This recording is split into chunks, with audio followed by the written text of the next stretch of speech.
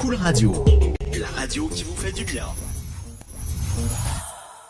Avant de parler de sécurité publique, parlons de celle qui en est la gardienne, à savoir la police, et d'apporter des précisions terminologiques. Police vient du latin politia, qui lui-même trouve son origine dans le grec politeia, qui est l'art de gouverner la cité, lequel dérive du mot polis, P-O-L-I-S, qui veut dire cité ou ville. En vieux français, police, P-O-2-L-I-C-E, signifiait gouvernement. Au fil des ans, le mot s'est limité à la gestion d'une cité pour acquérir son sens actuel d'organe, de règles et de mission, permettant d'assurer le maintien et le rétablissement de l'ordre public. Afin de nous accompagner sur le sujet, j'ai le plaisir de recevoir Antoine Boitel, journaliste. Alors Antoine, bonjour. Bonjour.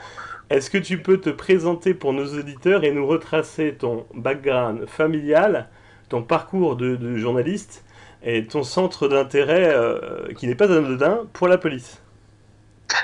Alors bonjour à toutes et à tous.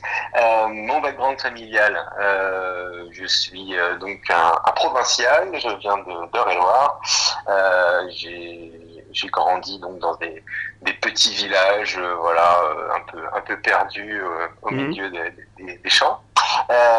Pour ce qui est de mon intérêt pour la police, alors en fait, je dirais que l'année 2015 pour moi a changé un peu la donne en matière sécuritaire. Ça faisait une quinzaine d'années que je vivais à Paris. Oui. Et les attentats m'ont beaucoup marqué en réalité. Attentats, en fait, qu'on rappelle, c'est les attentats de 95 du métro, c'est ça? Ah non, je te parle de l'année 2015, c'est-à-dire l'année 2015, c'était les attaques premièrement de Charlie Hebdo en janvier, et puis qui ont été en quelque sorte, qui ont connu une deuxième déflagration avec les attaques du 13 novembre de Paris et Saint-Denis. Oui. Moi, à l'époque, j'étais journaliste magazine, j'étais dans un tout autre secteur de la presse. Et ça commence à me questionner, cette histoire de sécurité intérieure. Et en 2017, on m'a donné l'occasion d'aller travailler dans un nouveau média qui était à l'époque RT France, donc Russia Today, qui a récemment été fermé, comme chacun sait. Et là, dès que j'ai commencé à travailler là-bas, en fait, je me suis vraiment spécialisé sur les questions de sécurité intérieure à partir de 2017. Et c'est devenu une vraie passion. En fait, pendant 5 ans, j'ai fait que ça au sein de RT France. Suite à quoi, je suis parti l'année dernière dans les conditions qui étaient celles de RT France à ce moment-là, c'est-à-dire que l'État russe, à mon sens, devenait en quelque sorte belligérant d'un camp occidental. C'est peut-être un peu exagéré quand on dit comme ça, mais en réalité, moi, c'est comme ça que je le prenais. Ouais. Donc, je pouvais plus travailler pour ce média, ni à titre personnel, ni à titre professionnel, parce qu'en fait, on m'a fait aussi comprendre au sein de la police que ce serait pas possible d'échanger avec la même qualité de rapport ensuite si je restais là-bas. Et de toute façon, ça tombait bien parce que moi, je me sentais plus à l'aise en fait. Tu n'avais plus du tout en fait ta liberté de penser en fait, la liberté, je l'aurais eue. J'avais pas de problème de liberté éditoriale. En revanche, mes échanges, la qualité de mes échanges avec les policiers et le ministère, etc., aurait radicalement changé puisqu'ils m'auraient pu adresser la parole en quelque sorte. Et puis, je me sentais moins fondé à le faire dans le sens où la France prenait une position opposée à celle de la Russie et la Russie opposée à celle du camp occidental. Donc, en réalité, tout le monde était d'accord pour pas s'entendre. Donc, moi, je suis d'abord français en fait. Ouais, donc j'ai quitté le média. C'était l'année dernière. Ensuite j'ai travaillé donc principalement avec Le Point, Valeurs Actuelles et avec Carl Zero cette année. On a fait des faits divers avec Carl Zero qui étaient très très intéressants, des belles petites enquêtes pour son magazine L'Envers des affaires. Suite à quoi j'ai beaucoup travaillé avec le point.fr surtout. J'ai fait une petite enquête sur le champ de Mars qui m'a beaucoup plu. Quand tu dis tu as travaillé, tu étais j'étais pigiste extérieur, j'étais collaborateur extérieur. D'accord. Toujours sur le sujet police, voilà. Et faits divers, donc pour enquête criminelle, on va dire, pour Carl Zero. Et puis là dernièrement j'ai travaillé surtout dans un autre secteur qui est celui des médias, le journalisme sur les médias en réalité, donc quelque chose qui s'appelle la lettre de l'audiovisuel. Et voilà, je continue à naviguer. Merci Donc, en tout cas de mon nous avoir. Oui, merci pour ta présentation. En fait, donc on a très bien compris ton intérêt pour la police, en fait, issu de 95 avec des questionnements en fait sur la sécurité intérieure. Ton parcours est extrêmement riche et puis en même temps, je trouve qu'il est assez indépendant dans la mesure où tu n'appartiens pas à un média figé, en fait, mais entre guillemets, tu proposes en fait tes sujets oui. aux, Dernièrement, j'ai fait un sujet sur le service national universel pour Marianne, par exemple. Ouais. Il s'est avéré que j'avais des informations concernant une agression sexuelle sur un mineur qui avait eu lieu dans un centre SNU Oui. de la part d'un encadrant majeur. Donc ça a plutôt pas mal défrayé la chronique dans la mesure où il s'agit un nouveau clou dans le cercueil de ce SNU là, piloté par le gouvernement. Donc oui, effectivement, une variété de sujets plutôt centrés toujours sur la question de la sécurité, avec en ce qui me concerne une grande affection pour les fonctionnaires en général, ceux qui travaillent dans la santé, qui travaillent dans n'importe quel secteur, et ceux de la police en particulier, puisque Oui, les amitiés se nouent au fil des années. Ouais, c'est vrai en fait, mais tu gardes quand même ton indépendance en fait sur les forces de l'ordre. Bien sûr. On va parler sécurité, hein, puisque tu adores ça en fait, et sécurité publique, tranquillité publique, mais aussi chaos, désordre et violence. Et à ce stade, en fait, j'ai une première question en fait qui me vient à l'esprit sur la violence. En fait, la violence, elle est amplifiée en fait par les médias, quasiment presque en boucle en cas de manifestation publique. Au sens sociologique en fait de Weber, la violence en fait est-elle l'expression en fait une expression légitime, ou est-ce que d'après toi c'est toujours l'instrument des brutes? L'instrument des brutes, alors ce dont parle Max Weber, effectivement le monopole de la violence qui serait donc une tentation de l'État au sens institutionnel du terme, elle est souvent reprise. Oui. On dit parfois qu'elle est galvaudée, d'ailleurs, cette expression. Elle n'est pas extrêmement bien définie en droit, en réalité. C'est-à-dire qu'il y a des notions de légitimité de l'usage de la force qui sont appliquées aux gendarmes, aux policiers et aux policiers municipaux. Oui. Est-ce que c'est, à mon sens, non, bien sûr, ça peut pas être que l'apanage des brutes, mais évidemment, si en cela on peut différencier l'usage de la violence par des éléments violents sur des manifestations, par exemple, ou des violences de rue, évidemment qu'on va tracer une ligne avec l'usage de la force de la part des policiers et des gendarmes. Évidemment, il y a une confusion qui s'installe depuis quelques années, principalement depuis les émeutes un peu sociales, on va dire depuis 2016, 2017, 2018 ensuite, bien sûr. Il y a une vulgate médiatique qui pousse à faire croire, évidemment, que les policiers useraient de la violence n'importe comment, selon leur bon vouloir, etc. Tu parlais des médias qui répètent en boucle ces phénomènes de violence de la part, donc j'imagine, tu sous-entendais des policiers et des gendarmes. En l'occurrence, il y a des dérives qui sont admises à présent sans l'emploi du terme de violence policière, pas tellement, mais enfin encore que Emmanuel Macron l'a dit une fois, je crois. Mais, il y a des violences qui sont donc pointées du doigt évidemment par les ministres successifs qui sont bien obligés de répondre à cette demande de la part des médias de la population de punir les personnes, les fonctionnaires qui se rendraient coupables d'un usage disproportionné de la force. Ben voilà, c'est bien sûr ça la question, c'est est-ce que l'usage de la force est proportionnel à la situation. Alors là, on peut jouer sur les mots et le ministre peut dire autant de fois qu'il veut qu'on va punir les coupables de ceux qui auraient, des policiers principalement, qui auraient utilisé la force à mauvais escient. À mon sens, il y a un cas quand même qui est assez éclairant, qui est celui de l'accident de Manuel Kwan, qui est donc ce manifestant gilet jaune qui perd un œil lorsqu'il reçoit une grenade lacrymogène projetée par un cougar en plein visage, place d'Italie. Donc c'était l'anniversaire des Gilets jaunes, des manifestations des Gilets jaunes, donc c'était en novembre 2018. Oui. Là, il y a quand même un grand chaos qui règne ce jour-là. Enfin, on est sur la place d'Italie. La place d'Italie est en quelque sorte cadenassée. Donc il y a un dispositif policier qui se met en place autour des manifestants Gilets jaunes. On leur empêche en fait de s'extraire de cette place. On les empêche de sortir, mais en même temps, on leur jette du gaz au visage. Le gaz étant le moyen de dire, de signifier à la foule que c'est le moment de se disperser, de partir, s'ils n'ont pas déjà fait avant. Ça c'est utilisé quand même un peu comme ça. C'est un moyen de force intermédiaire pour dire vous n'êtes plus légitime à rester ici. Mais on leur envoie ça en quelque sorte dans la tronche, puisque là c'est quand même ce qui est arrivé à Manu Coan, même si s'il n'était pas visé spécifiquement par le tir. On leur envoie du gaz pour qu'ils partent et ils restent sur place. Donc là, on voit quand même qu'il y a un petit problème d'usage de ce monopole de la force légitime ou illégitime, puisque les policiers ont reçu licence en quelque sorte ou ordre d'utiliser des armes dont ils mesuraient pas forcément les effets au moment où ils l'ont utilisé. C'est-à-dire que le policier qui vient d'être mis en examen la semaine dernière ou il y a 2 semaines, à la suite d'une vidéo analytique du Monde.fr, donc de Arthur Carpentier, là, excellente enquête demain.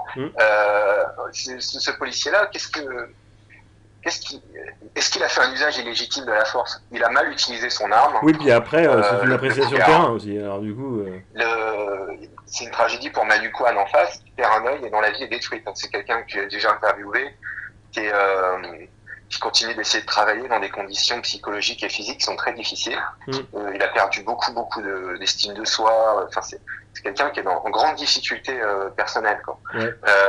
À cause de ce tir mal calculé, comme tu disais, donc l'angle de tir était mauvais puisque le tir aurait dû partir plus en cloche. Le cougar, c'est une sorte de canet qu'on porte à la taille et qui envoie la grenade lacrymogène très en hauteur et qui doit retomber bien plus loin que les 56 mètres qui ont été la fin de la trajectoire de cette grenade, donc dans le visage de Manuel Coan. Ce jour-là, il y avait des policiers déjà qui étaient constitués en association, donc sans mandat syndical, issus des policiers du mouvement des policiers en colère. Ils avaient déjà dit à leurs collègues, dans des publications, dans des tribunes, le ministre Castaner et le secrétaire d'État Nunez ne seront pas là pour vous tenir par la main le jour où vous passerez en assise pour avoir mal utilisé votre arme. Ah oui. Une infirmité permanente causée à un tiers, c'est les assises en réalité. Ils avaient prévenu, ils l'ont dit plusieurs fois, ils l'ont redit. Et alors évidemment, les policiers, eux, ils écoutent déjà les ordres, leurs supérieurs hiérarchiques, etc. Éventuellement leurs syndicats quand ils sont pas contents, mais ils ont peut-être pas assez écouté les associations de policiers en colère qui eux s'inquiétaient de savoir d'une part ce qu'on faisait aux manifestants parce qu'ils n'étaient pas particulièrement opposés aux gilets jaunes en soi au départ, et puis surtout ils se demandaient ce qu'allaient devenir les fonctionnaires qui allaient être poursuivis dans des cours d'assises en correctionnel aussi. Ne faites pas n'importe quoi. C'est ça, c'était le message. Donc la question à ce moment-là, c'est la sécurité publique, la légitime défense, l'usage légitime de la violence, ce monopole de la violence, à qui il revient, quoi. Parce que Manu Coan, il porte aussi plainte contre le préfet allemand. Le préfet de police de Paris, à ce moment-là, il a une méthode dure vis-à-vis des gilets jaunes. Il faut surtout pas rééditer l'incendie du Fouquet sur les Champs-Élysées qui a vu la chute de son prédécesseur, le préfet de police Delpech. Il faut surtout pas rééditer ce genre d'écart. Donc lui, il veut tenir la rue, quoi. Il tient la rue, mais avec fermeté, avec trop fermeté. De fermeté, en fait, malheureusement. Malheureusement, voilà, c'était ce qui était attendu de lui. Mais ce monopole de la violence, à mon sens, à ce moment-là, ce jour-là, peut-être avant, mais les gilets jaunes diraient bien sûr avant. Mais à mon sens, ce jour-là, il atteint vraiment ses limites, puisqu'on voit très bien Manu Coan sur la vidéo au moment où il est impacté, il est en train d'être filmé en fait à ce moment-là par un autre gilet jaune. Oui. Ils sont en train de converser tranquillement avec le type, ils font une sorte d'interview de rue, comme font tous les street journalistes, mais là c'est un gilet jaune qui filmait en plus. Oui. Ils font rien de mal ces gens-là, ils ne font rien de mal à ce moment-là. Alors... Ce type prend ça en pleine tronche, sa vie est détruite. Ouais. Et là, on peut pas dire que le monopole de la violence apparaît sous sous le jour, le monopole de la force, sous un jour très positif, quoi. Entendu. Alors, c'est un usage politique, quoi. C'est un peu ça qui est... Afin d'appuyer nos propos, moi, il m'a paru intéressant de contextualiser au travers d'une frise chronologique, en fait, certaines formes, en fait, de manifestations sociales et de violence, en fait. Alors, on va partir en 36, en fait, le 26 mai. Il y a un mouvement de grève qui se généralise dans la région parisienne. Près de 100 000 ouvriers métallurgistes sont en grève. Un jour plus tard, en fait, il y a une publication en fait, dans Le Populaire de l'article Tout est possible de Marceau Pivert où il propose de transformer le mouvement populaire en révolution sociale. À ton avis, quel est le je dirais pas le fil conducteur, mais le fil déclencheur en fait de ça, d'un mouvement social populaire en une révolution? Est-ce que tu penses alors, en en matière fait... de révolution, la France s'y entend un peu, quoi. C'est-à-dire qu'on en a fait 2 ou 3, quoi. Ouais. On peut pas refaire toute l'histoire, mais c'est un long fil de révolte populaire qui mène à la forme démocratique française actuelle, en réalité. Oui. Puisque, bien sûr, partant de 89 et jusqu'à travers le 19e siècle, les révoltes des communes, etc., il y a quand même une filiation d'utilisation de la violence par la rue ou de la barricade ou de la résistance au pouvoir politique en place, qui est une tradition française en quelque sorte, et c'est comme ça qu'on est vu à l'étranger d'ailleurs. Je veux dire, il n'y a pas de, enfin, jusqu'aux révoltes récentes contre la réforme des retraites, il y a quand même un usage qui est fait de la rue qui est assez costaud, quoi, en France évidemment. Je voulais juste revenir sur juste avant 1936. Il y a la date. Il y a une autre date, à mon sens, qui amène aux événements des années 30, de toute façon, c'est le 6 février 1934. Il y a une émeute qui a lieu place de la Concorde face au Parlement français. En fait, les manifestants donc de l'extrême droite à l'époque veulent renverser le Parlement après que le préfet de police de l'époque a été limogé, donc c'est l'effigie de Jean Chiappe. Il est limogé et c'est l'extrême droite qui prend sa défense et qui s'insurge en fait contre ce limogeage. Et là, on assiste quand même à une des émeutes françaises les plus violentes. Je voulais juste, si c'est possible, rappeler l'extrême violence de ce qui s'est passé à cette époque-là pour qu'on se rende compte quand même de ce qu'on qualifie de violent aujourd'hui. Donc émeute du 6 février 1934, des milliers de militants, dont certains armés, tentent de marcher sur le palais Bourbon. L'émeute est extrêmement violente à coups de boulets de charbon, de débris de fonte et de lames de rasoir fichés au bout d'un bâton, de billes d'acier. Ils jettent tout ça en fait sur les chevaux de la garde mobile qui tombent par terre. Il y a des balles de revolver qui sont tirées. Les événements se soldent rapidement par une quinzaine de morts. Puis, avec les jours suivants, on arrive à quasiment 30 morts, dont certains policiers, gendarmes. Il faut quand même se rendre compte de ce que c'est que la violence de rue française dans une émeute, même sur l'extrême droite ou d'extrême gauche. Ça peut rappeler aussi ce qui se passe ce qui s'est passé à Sainte-Soline, etc. Mais alors, quand même dans une proportion différente, quoi. Évidemment, toutes les petites révoltes et les émeutes actuelles très violentes parfois sont, j'imagine, le fruit d'une filiation très française de s'exprimer, et puis une façon très française aussi de se mettre en face. C'est-à-dire que quand j'imagine qu'aucun préfet ne méconnaît tous ces événements et qu'il a lu les livres d'histoire dans le bon sens, je pense principalement au préfet de Paris, au préfet de police de Paris, donc Laurent Nunez. Ces gens-là ont tout ça dans le rétroviseur. Disons 2005, les émeutes de Clichy-sous-Bois, c'est la hantise de tout préfet aujourd'hui, c'est de se taper ça. C'est-à-dire deux jeunes qui sont électrocutés, deux jeunes qui sont percutés en scooter, etc. Quoi. Là, tout peut arriver. Quoi.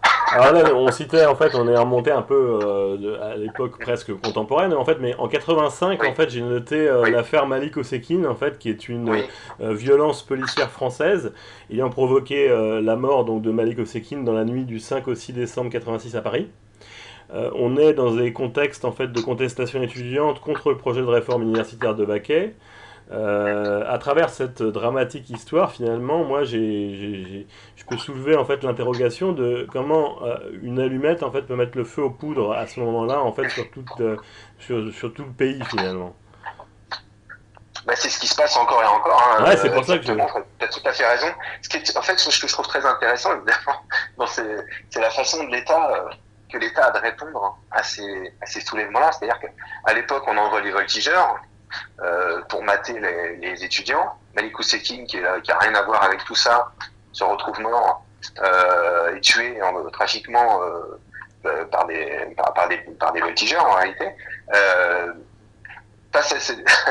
C'est pareil, en fait, c'est des traumatismes français. Hein. Oui. D'ailleurs, on retrouve... Là, on crée pour répondre aux Gilets jaunes, on crée une force rapide d'intervention, qui est donc la Brave M, donc la brigade de répression de l'action violente motorisée, donc 2 policiers sur une moto, en brigade, et à la tête de cette Brave M, de place, le commandant Lunel, qui est donc une figure déjà d'une compagnie, la CSI 93, donc la CSI de Seine-Saint-Denis, qui est aussi un groupe d'intervention qui a eu lui-même, ce groupe d'intervention, des histoires assez intéressantes de violence, voire parfois des condamnations dans des affaires de flics un peu ripoux, quoi, en fait. Donc Lunel, qui à mon avis évidemment n'a pas participé à ces méfaits commis par des policiers, évidemment, ne disons pas de bêtises, et transféré pour diriger la Brave M. Donc, encore une fois, le pouvoir politique, après avoir pris un Didier Lallemand, prend quand même quelqu'un qui a une aura de quelqu'un de dur, quoi, c'est-à-dire d'efficace, mais assez difficile. Ok. On a vu l'affaire Malik Osekine, mais en 95, si on se rappelle bien, mai 95, Imad Bou, 19 ans, est jeté dans le bassin Vauban du port du Havre par des skinheads. La mort est suivie d'autres incidents. 150 personnes, en fait, de 16 à 20 ans affrontent la police en scandant mort au skin. En fait, un bar est pillé et des voitures sont brûlées. Alors, on citait ces événements sans pas s'en rappeler, en fait, la violence ultra-droite, finalement, qu'on connaît aujourd'hui. Hein. La violence ultra-droite, les manifestations d'ultra-droite en règle générale, évidemment, encore une fois, sont éclairées par l'histoire. Donc, comme on le voit là, de 1936 jusqu'à 1985, 96, 95, idem, il y a des spécialistes dans les différents services de renseignement qui sont entièrement focalisés, dont le travail est entièrement focalisé sur les débordements, les mouvements d'ultra-droite, qui sont très bien connus du renseignement territorial et j'imagine de la DGSI. De ce point de vue-là, ils sont bien fléchés, en quelque sorte. On connaît leurs agissements, bien sûr, dans la police nationale. Les violences qui leur en sont imputables, pour le moment, c'est d'ailleurs toujours ce qui est craint, ce sont des affrontements avec l'ultra-gauche, qui, elle, se rend alors rassemblement à eux pour en découdre. Depuis les années 90, c'est quand même le jeu, c'est les chasseurs de skins contre les skins, c'était ça, hein, les ducks, toutes les bandes, les phénomènes de bandes qui s'affrontaient dans les rues, etc. Vraiment de façon très graphique, quoi, c'est-à-dire à coup de chaîne, à coup de batte de baseball, etc. Très orange mécanique, en fait, dans la logique. Ça, bien sûr, en fait, je pense que les sécurités intérieures craignent ce genre de débordement. En réalité, la violence qui est imputable au mouvement d'ultra-droite, à part quelques violences éparses, elle est assez structurée, mais elle est quand même moins récurrente que la violence qu'on attribue à des mouvements d'ultra-gauche, si on doit vraiment faire la comparaison. Il y a une récurrence du mouvement d'ultra-gauche qui se constitue autour quand un black bloc est constitué par différents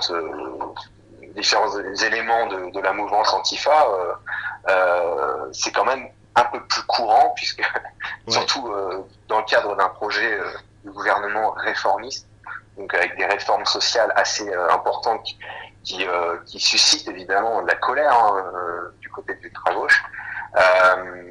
Après, on a quand même vu, l'ultra-droite va plutôt bouger sur les sujets éthiques, liés par exemple à la bioéthique, ou à la liberté religieuse, quoi, en fait. C'est quand même ça ce qui va motiver leurs actions la plupart du temps. Et donc, je sais pas si le même focus, je sais pas comment. Je pense que ça dépend un peu des tendances politiques du moment, quoi. Ouais. Et donc du coup, là, on a parlé en tout début en préambule en fait des gilets jaunes. Je vais pas y revenir, mais je vais faire juste un focus en fait sur l'affaire Benalla. L'affaire Benalla, en fait, c'est presque entre guillemets un trouble au départ dans le contexte d'ordre public. La force arrive, lui arrive en fait et commet à son tour en fait un trouble finalement de l'ordre public où finalement ça va se transformer en quelque chose de plus aérien, une affaire d'État. Voilà, ça c'était un grand moment de l'histoire française, donc 2018 pour le coup. Je pense que elle sera dans les livres d'histoire. Je ne vois pas comment ce serait pas le cas, puisque la mission d'enquête du Sénat est quand même très très poussée. On cherche à coincer le jeune président Macron à ce moment-là. Ça fait pas longtemps qu'il est arrivé au pouvoir. Il n'a pas eu le temps de jouir de la Coupe du Monde remportée par la France, qu'à peine avons-nous gagné cette Coupe du Monde de football qu'il est jeté directement dans l'affaire Benalla, qu'on nie comme affaire d'État, bien sûr. Il faut tout de suite dire à ce moment-là qu'il s'agit d'une petite affaire de personnel. C'était quand même en fait très saisissant, en fait très éclairant sur le pouvoir, l'usage de la force, en fait, les sociétés de protection privée, etc. Tout a été mis en fait d'un coup d'un seul. C'est parti très très vite. C'était l'angle mort c'était le grand angle mort d'Emmanuel Macron. C'était la question de la sécurité intérieure. Il n'y avait pas de projet de sécurité intérieure, sauf celui très hollandien, enfin très 2015-2016, de dire il faut faire attention au terrorisme islamiste, il faut refaire France, faire nation, etc., comme on disait à l'époque. Donc ça, c'était quand même leur gros sujet à eux, c'était ça. C'est pour ça qu'ils créent le SLU à ce moment-là. Ils disent on va mettre les jeunes encadrés par des militaires ou je ne sais quoi, et puis pendant 2 semaines, on va être français, et puis on va mélanger le gamin de Clichy-sous-Bois avec le gamin du 16e arrondissement. Le projet 6 ans plus tard ne fonctionne pas, faut quand même le rappeler. Mais par contre, pour tout ce qui est de comment gérer la police française, etc. À mon sens, il n'avait vraiment pas d'idée là-dessus. Il se disait que la fonction publique allait fonctionner d'elle-même, en quelque sorte, et qu'il ne fallait pas trop qu'on lui cause de ça, quoi. 2022-2023, c'est des retraites, en fait, et puis du coup, on a le phénomène en fait qui revient de manière récurrente à chaque manifestation, les black box. Phénomène récent ultra-gauche. Moi, j'ai une question. Est-ce que c'est, à défaut, c'est pas une idéologie, est-ce que c'est pas plutôt une technique d'attaque en fait de personnes violentes en fait qui n'ont pas d'idéologie en fait. Est-ce que le bloc a une technique d'attaque? Oui. Ouais, mais est-ce qu'ils n'ont pas d'idéologie et que c'est simplement une technique d'attaque en fait en cas de manifestation? Je pense pas je crois pas qu'il faille dire qu'ils n'ont pas d'idéologie. Pour le coup, je pense qu'ils ont même peut-être bien plus d'idéologie que le groupe majoritaire à l'Assemblée nationale de Renaissance. Minoritaire en ce moment, mais quand même le plus grand groupe. À mon sens, ils ont une idéologie qui est celle qui est souvent d'inspiration marxiste. C'est quand même des gens qui sont très très à gauche.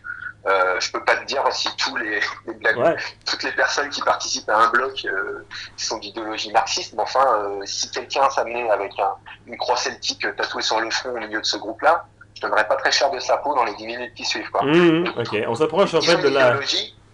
Par contre, et ils sont très organisés.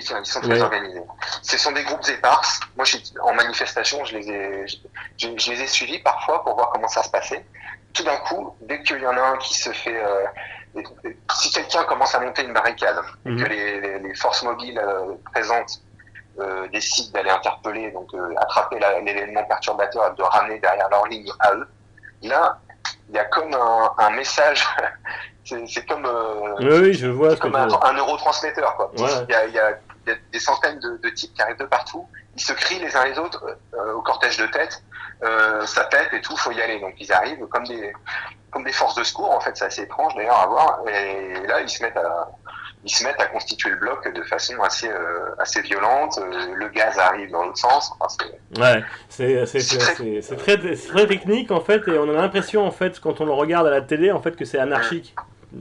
Comme ce sont des anarchistes maintenant. Ouais, maintenant. Le paradoxe, c'est qu'ils sont pas si mal organisés que ça. Enfin, probablement qu'il y aurait des gens pour me dire le contraire, hein, mais moi je les trouve quand même assez. Alors ils sont bien moins organisés que les services d'ordre classiques de CGT ou de FO, je ne sais pas. Hein. Oui, c'est-à-dire que quand eux ils sont là et qu'ils font bien le travail, ces services d'ordre, ils travaillent en collaboration avec la police nationale, enfin avec la préfecture de police de Paris, etc. Et tout se passe très bien. C'est ce qu'on a vu avant l'usage du 49.3. Le préfet Nunez était félicité par les médias quasiment pour sa bonne gestion du maintien de l'ordre par opposition à son prédécesseur Didier Allemand, passé pour un bonhomme rond qui faisait bien son travail, etc., sans incident. Boum, 49.3 arrive, là ça change totalement de ton. C'est-à-dire que là, on a eu les poubelles qui brûlaient dans la rue, enfin c'était quand même... on a changé de visage. On approche... Il y a eu Sainte-Soline en plus, en parallèle, donc... On approche de la fin de l'émission. Je vais te laisser le mot de la fin, en fait, parce que là, on vient de balayer en fait pas mal de notions, pas mal d'événements. Donc il y aurait de quoi en dire, hein, bien entendu. Ça n'est pas exhaustif en fait comme manifestation, j'ai envie de dire. Est-ce que tu peux nous tracer une pensée en fait sur le mot de la fin? Voilà. Moi, j'ai toujours une petite pensée, comme je te disais tout à l'heure, pour les fonctionnaires qui sont engagés parfois dans des maintiens de l'ordre, dans des dispositifs de maintien de l'ordre qui sont très difficiles, etc., et dans lesquels parfois on leur donne des ordres un petit peu épars, confus, à l'oral, etc.